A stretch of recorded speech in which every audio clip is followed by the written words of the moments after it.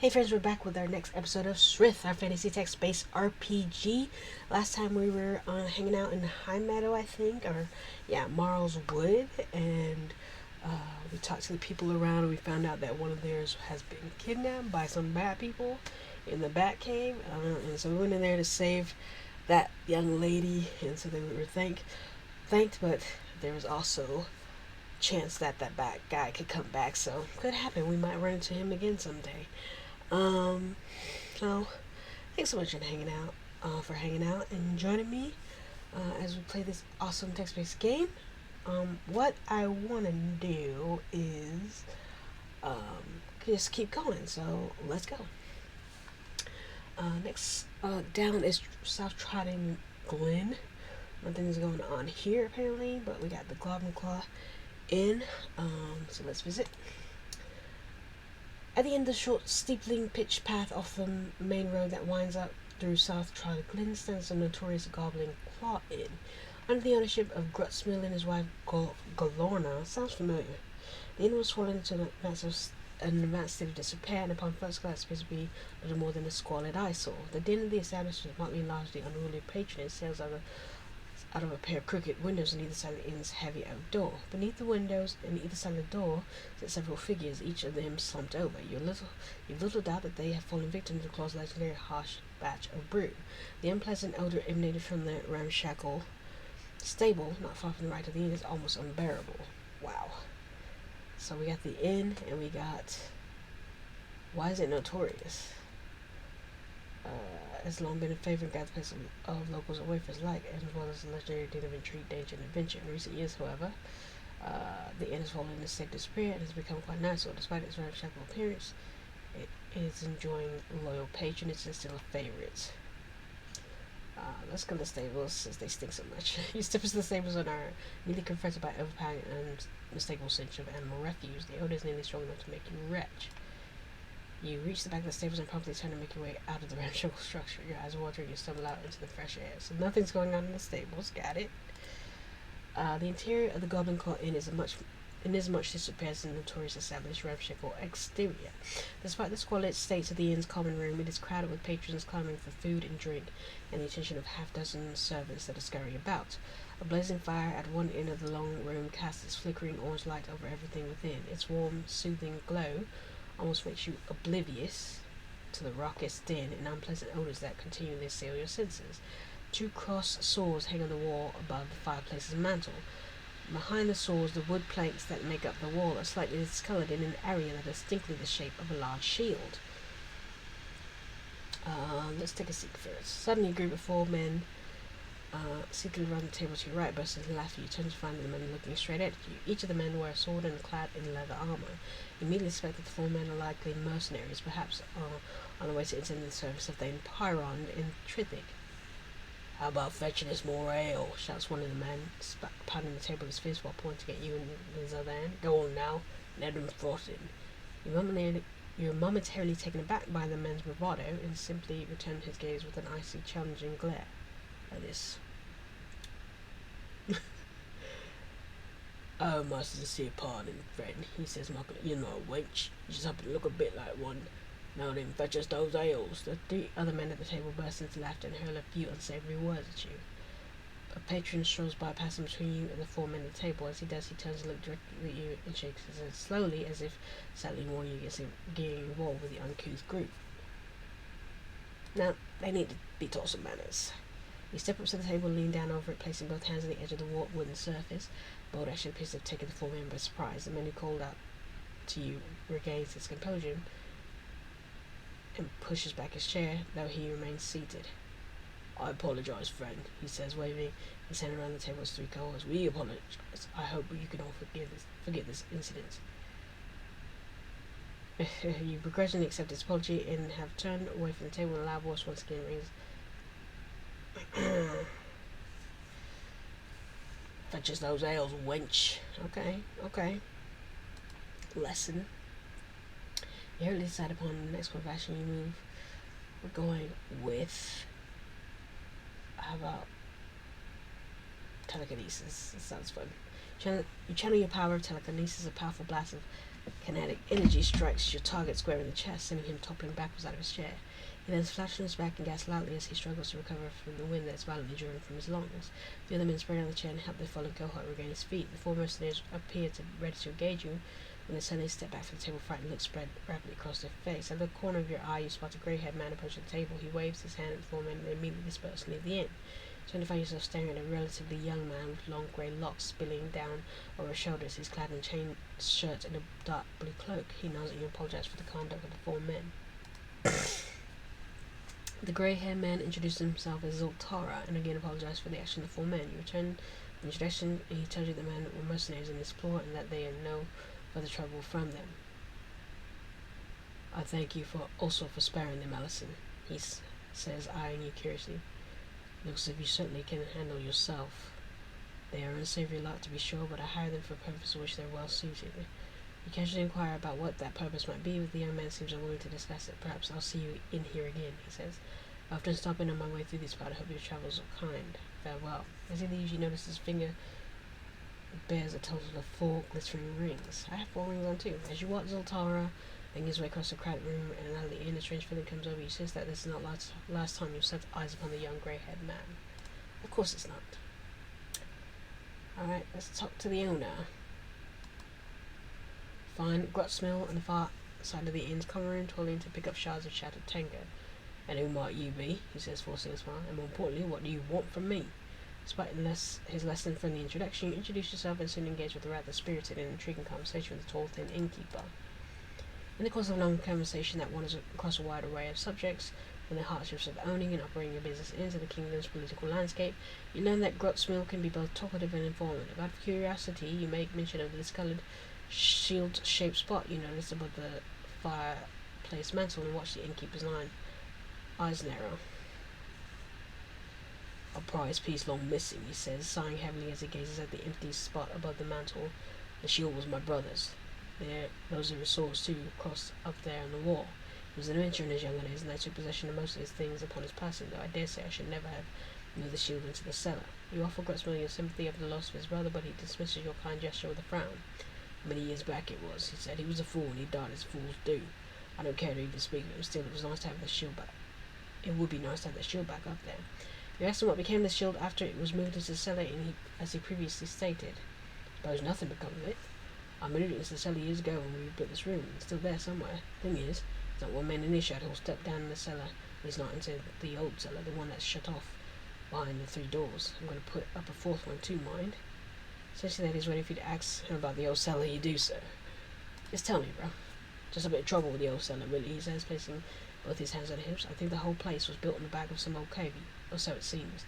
The old cellar's crawling with all sorts of nasty creatures, bugs half as big as a man in some cases. It's a pit full of vermin that I'll never ever be venturing into. We learned that shortly after Grutsmill moved some things in the old cellar several years back, it was discovered the damp corridors beneath the inn was home to a foul assortment of dangerous creatures, most notably large and carnivorous insects. Horrible beetles and the slitherers, he said frowning. Though I'm sure there's more than that crawling about down there. It's already closed off by a door, but I added 2 more right behind it. The last door I had put up is a great slab of iron. I'll be adding another one of those before too long.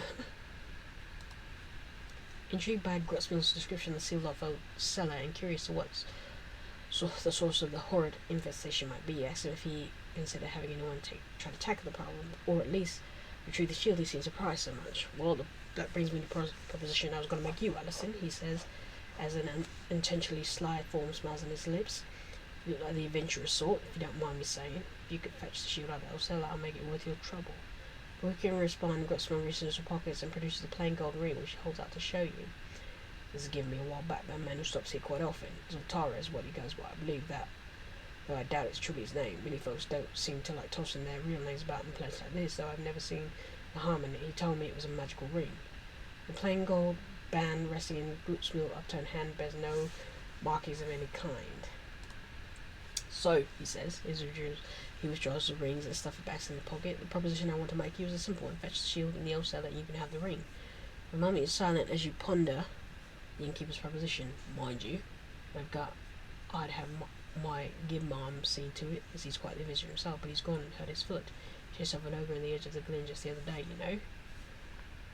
Alright, I'll go. Grutsmill claps his hands together and grins upon your acceptance of his proposition. He glances around, shouts for Galorna to mind the common room that leads you to the back of the then leads you to the room at the back of the inn. There he unbolts and pulls open a heavy wood door hatch in the middle of the floor and climbs down a sturdy ladder. And as he disappears into what is presumably the cellar, he waves at you to follow him down. You carefully descend the ladder. At the bottom of the ladder, you find the innkeeper, along with a short passage that ends in a tall iron door. The surface of the door bears no notable signs of corrosion, leading you to believe that it was only recently been set into place. The next word out of Grutsmill's mouth confirms your suspicion. Discovered weeks ago back for this one, he says, slapping the surface of the formidable portal. It's the first of 3 doors, and there'll be a 4th. I'm not one for taking chances. Suddenly, softly at first, though becoming progressively louder, more pronounced, you can hear the sounds like scratching and scuffling from somewhere beyond the heavy door. You cast a questioning glance at Grutsmill, who returns the look with a slow, wide-eyed nod.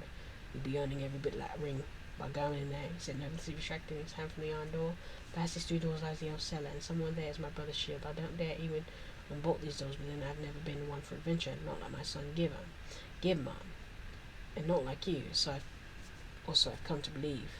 With that, Grutsmill turns away from the door, slaps you on the back, and tells you to follow him up to the inn. You take one look at the iron slab from behind which the scuffling sounds can still be heard before turning and following the innkeeper out of the cellar. Why?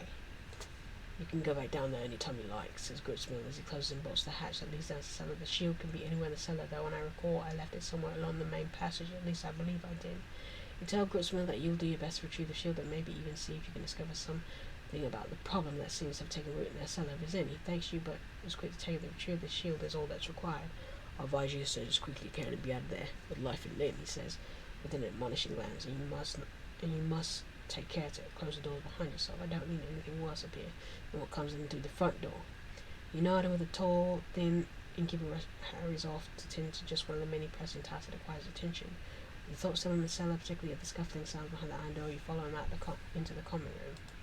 Why, let's go down the cellar. Down to the cellar we go.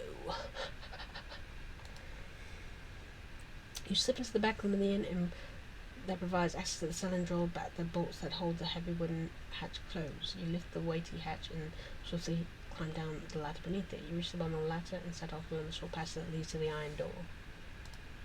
You stand at the end of the short passage before the heavy iron door, the first of 3 doors that separates this part of the inner cellar from Grutsmill called the old cellar. And as you stand in the shadowy corridor, a faint sound of scratching and scuffling from behind the doors reaches your ears. In the lonely dark cellar, it is the most unsettling noise. Open the doors. Suddenly cautiously draw back the bolt and open the 3 successive doors that separate this part of the cellar from the old cellar. Before opening the last door, rotting maple slab, you listen carefully for any sound on the other side that would indicate imminent peril. After nearly a minute of silence, you are reasonably certain there's nothing left in the passage beyond. With your heart pounding, you open the door, revealing a broad, shadowy corridor. Suddenly, something stirs in the darkness just beyond the open door. Suddenly, the shadows in front of the open door seem to come alive as dark, menacing shape looms out of the gloom and scuttle rapidly toward you. You quickly find yourself face to face with the hideous collection of fearsome vermin that infest the old cellar. Beetles. You step past the pile of insects remains at your feet and stare along the gloomy corridor. At least the old inn cellar, nothing stirs in the darkness. Oh, Rin! Alright. Oh, let's go north first.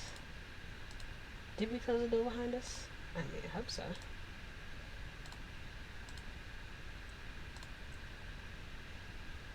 The overpowering sense of decay assails your senses as you constantly make your way through the gloomy corridor of the old inn cellar. The sounds of things scuttling in the dark just beyond the range of your light serves as a constant reminder of the peril that infests this place. Rotted wooden shelves line the walls of the cellar's passage. Something unseen slithers your path in the dark. Ooh! The moment you step into this section of the passage, you become aware of the fact that the walls and ceilings are crawling with Hilbo beetles. The large group of vile insects swarm into the corridor and surge towards you, seeking to feast upon the flesh of an unwary, light-bearing creature that has entered their lair. Hold your ground.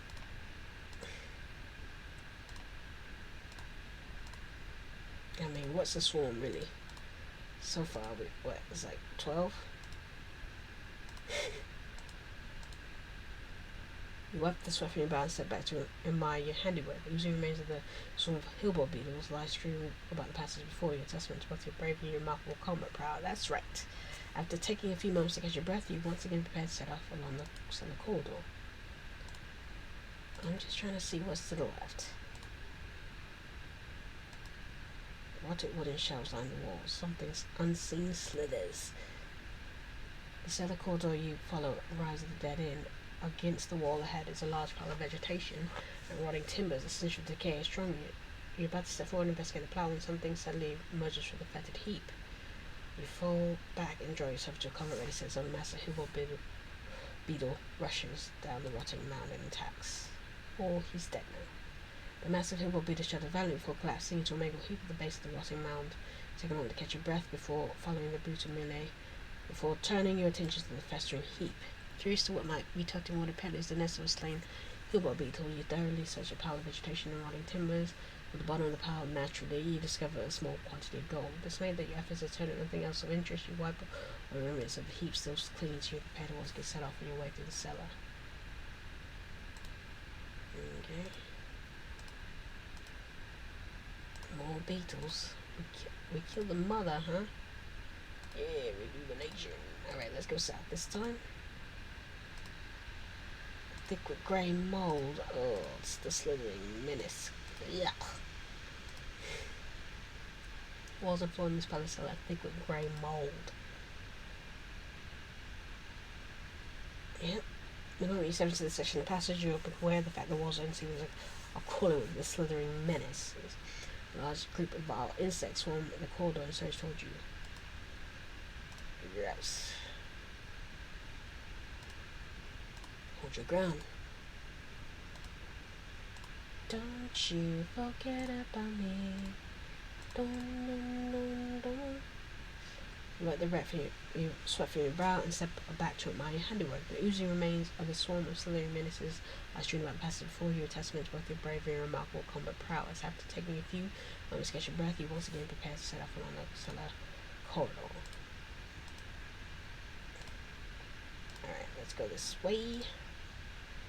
It's the ancient slithering menace. Ew.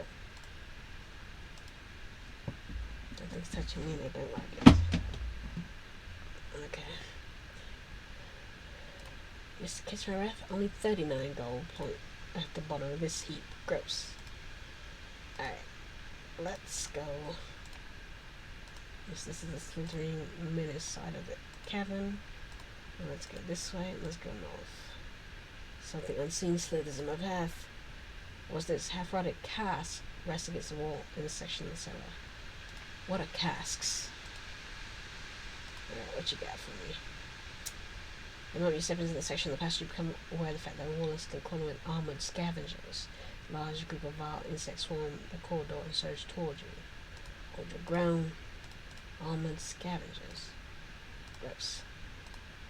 Not as gross as the slithering menace, that's for sure.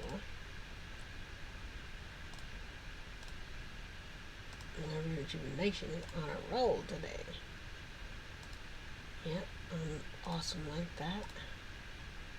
Here's some armored scavenger. It's their leader. Ooh, this one had 46 gold. Alright, let's see what's the other way. Obviously the shield's gonna be this way. As he said, it's oozing beetles. Ugh. Time and again you catch sight of something large moving through the shadows as you explore. Something unseen slithers across your path in the darkness. Hold your ground with the oozing beetles. These worse than the harbor beetles. Hillball. These are oozing gross. That's the sadness of being an adventurer, wandering across things that ooze and stink. Alright, is it the mother? This is a large oozing beetle. Come on, mole. Hey, it's a shield. Well, what's the other way then? You swiftly clear the way the festering debris and discover an object stuck in your hand. As more the large object becomes visible, you later find yourself staring down at the badly tarnished surface of the ornate shield. You retrieve the shield, examine it closer. There's no doubt in your mind you've at last found the shield you came down in search of. With the shield, you're about to climb off the order's pile of rock when you spot something else further down inside the heap. Digging feverishly, you clear away the remainder of the pile in an effort to get a clear look at what you glimpsed somewhere in the bottom. Much to your surprise, you soon discover what you saw moments ago, the round top of a polished brass hat set into the dirt of the cellar. Despite the festering heap that is covered in the unfavorable conditions, it also the brass hatch bears no tarnish. As you reach out to touch the hatch, it suddenly glows bright white. Your hand is forcefully repelled. It seems a powerful magic is protecting the weighty brass portal. No desire to linger any longer, you take one last look at the hatch before once again setting off on your way with the ornate shield now safely in your possession. What's down the hatch? I want to go down there. What's this way? Nothing. Yeah, something unseen is still slithering.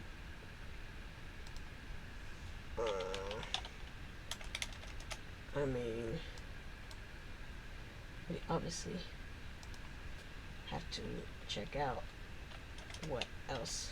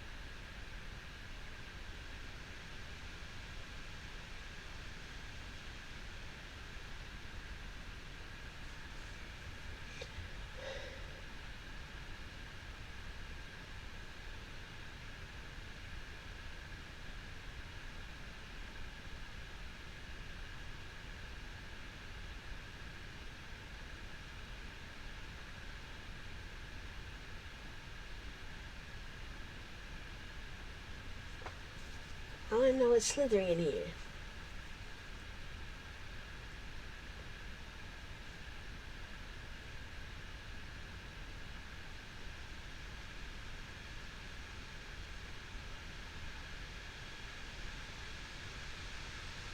Guess we'll probably figure out later what it is. But something unseen is slithering across my path in the darkness. Now it's on every message, and I don't like it.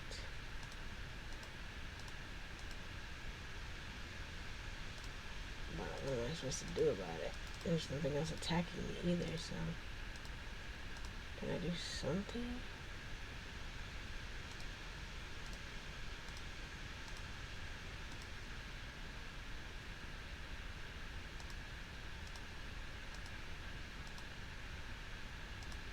Not letting me do anything about it. Fine, whatever. Let's leave.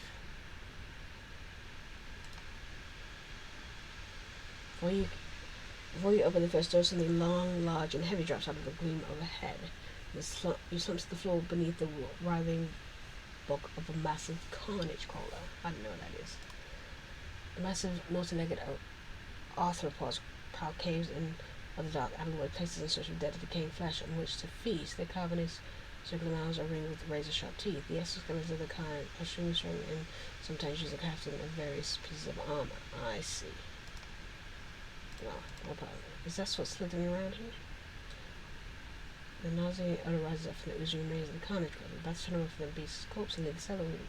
You spot a thin white object protruding from the gaping room, that is, its bloated abdomen.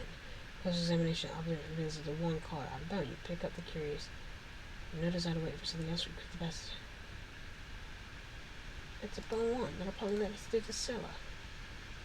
When we stepped in the common room carrying the shield, the rockish cheers erupt from the crowd of patrons. Goodsmill has made no secret effort to retrieve the shield from the cellar, and the Celestial Mason has won the praise of the inner admiration of all present. Goodsmill rushes up to you and takes hold of the shield. He smiles, and then, once you surprise, lunges forth and hugs you tightly. I never thought I'd see you again. I truly didn't, he says, shaking his head as he stares at the shield. Well done, indeed, Alison. Yes, yes, indeed. Goodsmill immediately hangs the shield back above the mantle, making no effort to remove the grime that encrusts it, and when you make mention of this to the innkeeper, he frowns and tells you there is no intention of cleaning it. Quite adds to the charm of it, he says, standing back and buying the shield. It also is in keeping with the rest of the look we have around here. He casts a quick glance around the dilapidated interior of the inn and can't help but agree.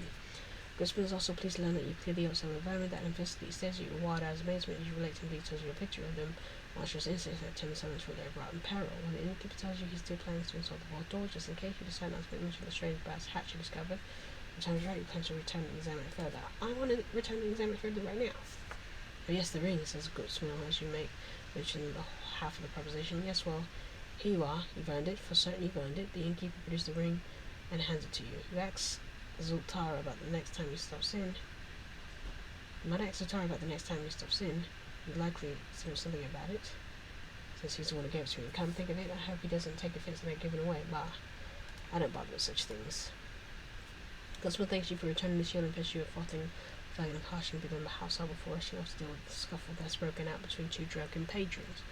You're about to move off and locate an open seat. You come around and you become aware of someone standing to your right, staring directly at you. You turn and find yourself face to face with a young man, perhaps no more than 20 years of age, wearing a striking resemblance to Goodsmill. The young man sniffs and scratches his eyes. Suddenly you realize this must be Gibmar, Goodsmill's son, who the innkeeper has mentioned to you more than once. There'll be enough of your doing around here, he says, a shifty gaze wondering as he addresses you in a sniveling tone. I'm the adventurer in these parts, and it's not up for dispute. It's hands for you that I've waited for, or am I? Give on! The horse out front need tending. The shrill, piercing voice of a woman that's somewhere toward the back of the inn cuts through the noise of the common room and serves to instantly drain away what little cover there is in the other man's face. He sniffs slightly, turns, and storms off the room, exiting the tavern through the front door. Your triumph for return the shield remains at the top of the inn for weeks to come, and you earns you a stalwart reputation and respect from nearly every Goblinclaw patron. Days later, you sit at a long table in front of the fireplace, basking in the orange glow of the roaring blaze, your eyes fixed on the shield now hanging proudly by the mantle. Your fingers tightly clutch a frothing flagon of a bitter house ale.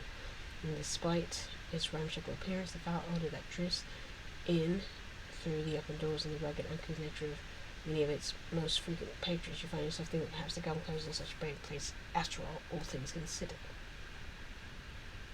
Can I see what's down there now? Let's see, what I'm going to do is save. It's been a while. You find Goodsmill on the far side of the inn, common room toiling to pick up the shards of Shadow Tanker. I'm right behind that piece that shield is. I can't thank you enough for finding it and for ridding some of those corners. I think I'll keep those doors up down there though. What's suddenly? Now take a seat near the fire when your wandering eyes come rest at the table, push to the far corner of the room.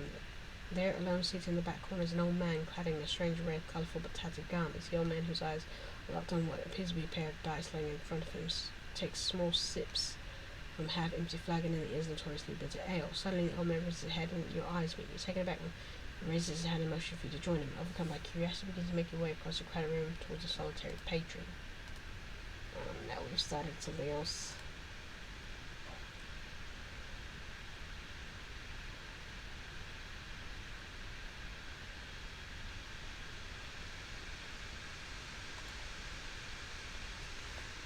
Okay, well, I'm going to leave that for the next episode. So we'll start right back here in the next one, see what this guy wants. And mostly I just want to go back in the cellar and see what's under that door, because I'm nosy like that. So, until next time, thanks so much for hanging out and joining me. You know what I'm going to say. Peace.